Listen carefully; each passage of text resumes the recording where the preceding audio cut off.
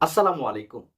বাংলাদেশের প্রধান উপদেষ্টা ডক্টর মোহাম্মদ ইউনূস এবং ভারতীয় প্রধানমন্ত্রী নরেন্দ্র মোদীর মধ্যে বহুল প্রতীক্ষিত সেই বৈঠকটি আজকে অনুষ্ঠিত হয়েছে।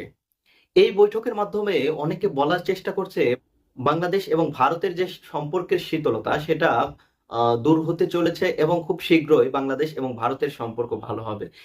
এই বৈঠকের মাধ্যমে বাংলাদেশের প্রাপ্তি অপ্রাপ্তি কি? এই বৈঠকে উভয় দেশের রাষ্ট্রপ্রধানের পক্ষ থেকে কিছু দাবি দাওয়া তোলা হয়েছে।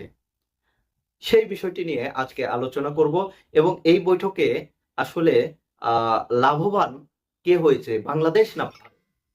এখন বিষয়টি হচ্ছে দীর্ঘদিন যাবৎ বাংলাদেশের পক্ষ থেকে আলোচনার জন্য ভারত সরকারকে বলা হচ্ছিল। কিন্তু নরেন্দ্র মোদী সরকার কোনোভাবেই এই বৈঠকে রাজি হচ্ছিল না। অবশেষে সেই বৈঠকটি হলো এবং সেই বৈঠকে ভারত সরকারের পক্ষ থেকে যেসব দাবি উত্থাপন করা হয়েছে, প্রথমেই তারা তুলেছে বর্ডার লাইন বা বর্ডার ক্রসিং এর কথা বলেছে তারা।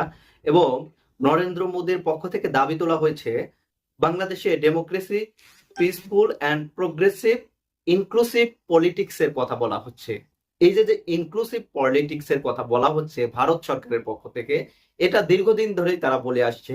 এবং এই ইনক্লুসিভ পলিটিক্সটা বলতে তারা বোঝাতে চাচ্ছে যে স্বৈরাচারী শেখ হাসিনা এবং আওয়ামী লীগ গণহত্যাকারী দলকে আবার পুনর্বাসিত করা এবং রাজনীতিতে সুযোগ দেওয়ার ব্যাপারে কথা। এই ভারত সরকার 2014 সালে জোর করে একতরফা নির্বাচন করিয়েছিল আওয়ামী লীগকে দিয়ে এবং 18 সালে একটা রাতের ভোট করতে সহযোগিতা করেছিল এবং 24 সালে একতরফা নির্বাচনের সহযোগী হচ্ছে এই ভারত। সেই ভারতের পক্ষ থেকে এখন কোন লজ্জায় তারা ইনক্লুসিভ পলিটিক্স এর কথা বলে?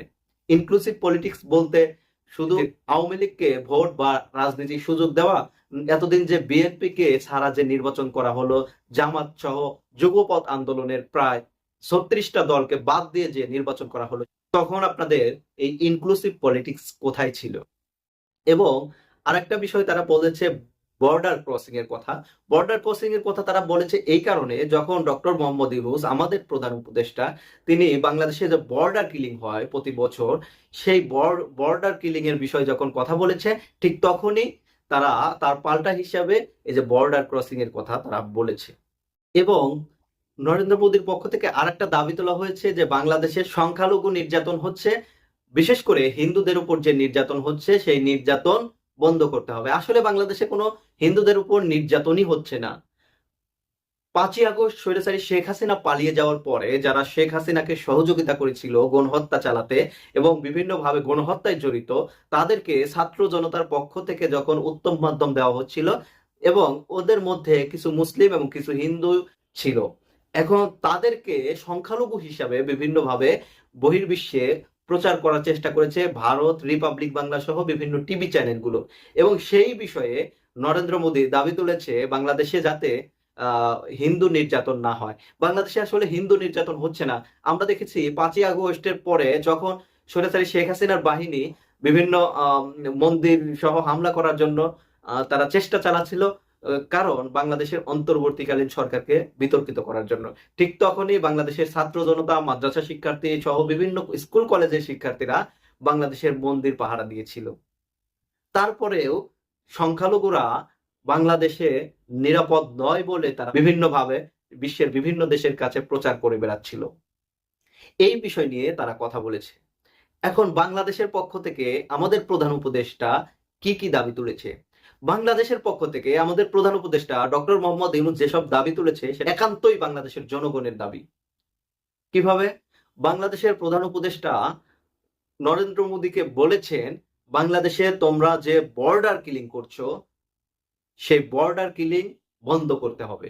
এটা তো বাংলাদেশের প্রতিটা মানুষের চাওয়া, যে যেভাবে বাংলাদেশিদের বর্ডারে হত্যা করা হচ্ছে এবং গরু চোরাচালানকারীর নাম দেওয়া হচ্ছে, সেই হত্যাকাণ্ড অবশ্যই বন্ধ করতে হবে।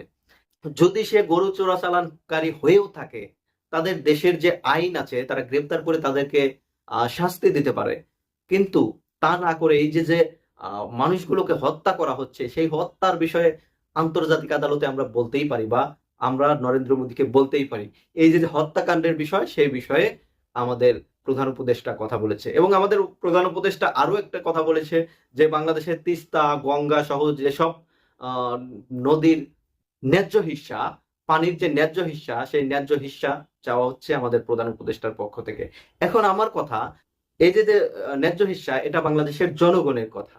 সেই কথাটি আমাদের প্রধান উপদেষ্টা ডক্টর মোহাম্মদ ইউনূস বলেছে, এবং আমাদের প্রধান উপদেষ্টা বলেছে গণহত্যাকারী স্বৈরাচারী শেখ হাসিনা যিনি ভারতে পালিয়েছে তাকে বাংলাদেশে ফেরত দেওয়ার জন্য নরেন্দ্র মোদীকে বলেছে। এই যে যে সাহসের কথা, এই যে যে চোখে চোখ রেখে কথা বলা, একটা ডক্টর মোহাম্মদ ইউনূসের পক্ষেই সম্ভব। এই আলোচনায় কে জয়ী হয়েছে, কে পরাজিত হয়েছে, সেই বিষয়ে আমরা নিজেরা কিছু বলতে চাই না। আপনারা যে ছবিটা দেখতে পাচ্ছেন, সেখানে দেখতে পাচ্ছেন ডক্টর মোহাম্মদ ইউনূসের হাতে একটা খাতা আছে, এবং সামনে যে নরেন্দ্র মোদী বসে আছে দুই হাত এইভাবে দিয়ে, সেই থেকে বোঝা যায় যে ডক্টর মোহাম্মদ ইউনূস একজন শিক্ষক এবং নরেন্দ্র মোদী একজন ছাত্র। শিক্ষক ছাত্রদের যেভাবে পড়ায়, ঠিক নরেন্দ্র মোদীকে আমাদের প্রধান উপদেষ্টা সেভাবেই পড়িয়েছে, আমার এটাই মনে হচ্ছে। এবং আমরা দেখেছি যে নরেন্দ্র মোদী ইংরেজিতে কথা বলতে পারে না, সেখানে তার একজন দোভাষী প্রয়োজন হয়, কিন্তু আমাদের প্রধান উপদেষ্টার দোভাষী প্রয়োজন হয় না। তার ইংলিশ স্পিকিং অনর্গল কথা বলতে পারে। তিনি অক্সফোর্ড সহ বিভিন্ন বিশ্ববিদ্যালয়ে লেখাপড়া করিয়েছে।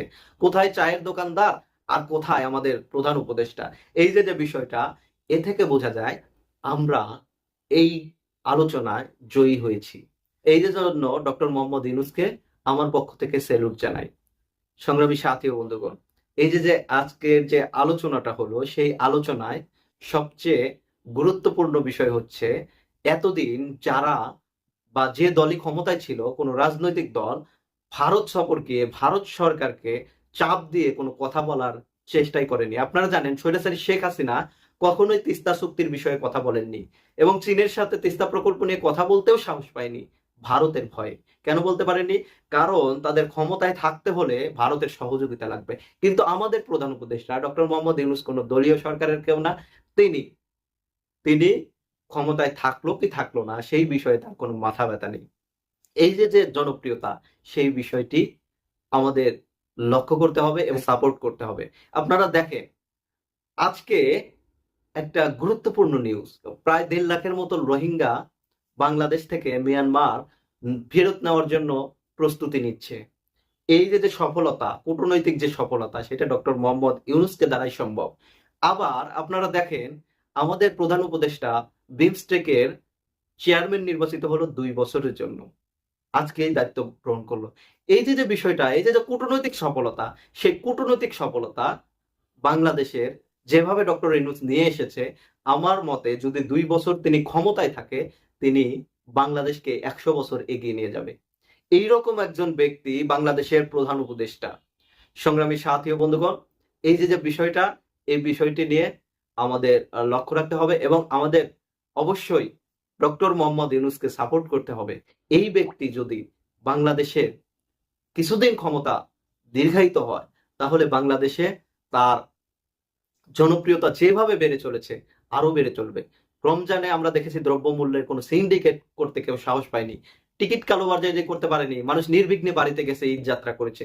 এই যে যে বিষয়টা, এই সফলতাটাই কোন সরকার কবে করে দেখিয়েছে? এই বিষয়গুলো আমাদের মাথায় রাখতে হবে। এই জন্য আমি বলতে চাই, আজকে যে ভারত এবং বাংলাদেশের মধ্যে যে আলোচনাটা হলো, এ থেকে বাংলাদেশের ভবিষ্যতে যে সরকার আসবে, তারা একটা শিক্ষা নিতে পারে যে বাংলাদেশ চাইলে চোখে চোখ রেখে কথা বলতে পারে। এবং ভবিষ্যতের প্রত্যেকটা সরকারই আমরা চাইবো, যাদেরই আমরা নির্বাচিত করে ক্ষমতায় আনবো, প্রত্যেকেই যাতে এভাবে চোখে চোখ রেখে কথা বলে। ভারত যাতে কোনোভাবে বাংলাদেশে আগ্রাসন চালাতে না পারে, ভারত যাতে বাংলাদেশকে কোনোভাবেই ছোট করে না দেখতে পারে, ক্ষমতার লোভ দেখিয়ে যাতে কাউকে দিয়ে কোনো স্বৈরতন্ত্র বা একনায়কতন্ত্র চালাতে না পারে, সেই বিষয়ে আমাদের লক্ষ্য রাখতে হবে। এই জন্য সবাই সজাগ থাকবেন। ছাত্র জনতাকে বলবো, ডক্টর মোহাম্মদ ইউনূসকে এভাবেই সাপোর্ট করবেন। ভালো থাকবেন সবাই। আসসালামু আলাইকুম।